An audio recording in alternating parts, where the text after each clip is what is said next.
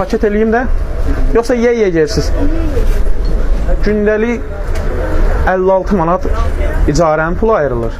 Özümə də qalsa 18, 20, 25, ya belə bayram qabaqları nəsə olanda, belə iş yaxşı olanda, hə, 30 belə olur.